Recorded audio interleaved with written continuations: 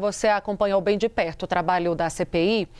Eu queria te ouvir sobre essa semana decisiva, com a expectativa do depoimento do Cláudio Castro e o que fica de resultado dessa CPI.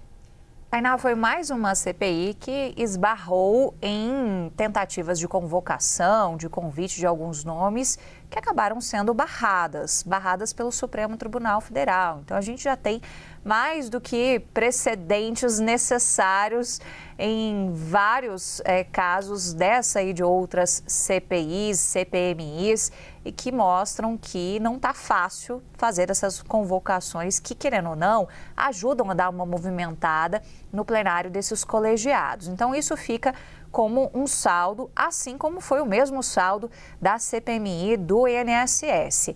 A CPI do crime organizado está com essa última cartada, essa cartada final, que é trazer o ex-governador do Rio de Janeiro, Cláudio Castro, para responder perguntas. Afinal de contas, o Rio de Janeiro é um case também sobre a estruturação do crime organizado no Brasil. Então, é interessante você ouvir o governador, o ex-governador do estado, nesse sentido. Mas que pode ser ouvido também sobre outros pontos, e aí os parlamentares vão poder perguntar o que quiserem e Cláudio Castro vai poder responder o que quiser também.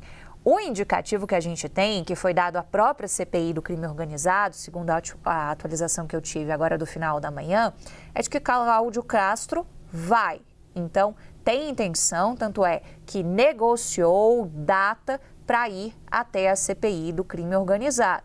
Então, deve utilizar também esse momento de alguma maneira politicamente. O Cláudio Castro, que está com uma situação de inelegibilidade, mas que a gente ainda percebe no entorno dele, Tainá, muita expectativa de que algo possa ser revertido e que ele possa, de alguma maneira, conseguir disputar as eleições em outubro, até mesmo numa vaga que teoricamente estava reservada para ele, que é a vaga na composição de chapa do PL no Rio de Janeiro, ele vindo para uma tentativa de se eleger senador. Então, tem muita coisa ainda política acontecendo também que ajuda a dar uma movimentada nesse cenário e que talvez ajude a gente a explicar para quem está assistindo Bastidores o porquê pode ser interessante para Cláudio Castro prestar esse depoimento na CPI do crime organizado.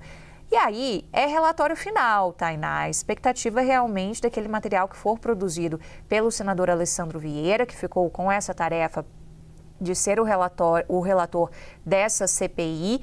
Ele é um parlamentar que tem experiência como delegado, então ele deve, ainda que a CPI tenha tido muitas dificuldades, abraçar temas, fazer proposições ao legislativo, por exemplo, é uma possibilidade, e com isso tentar apresentar um resultado que possa ter de um relatório contundente e um relatório que possa ser aprovado, diferentemente da CPMI e do INSS, que teve um relatório rejeitado.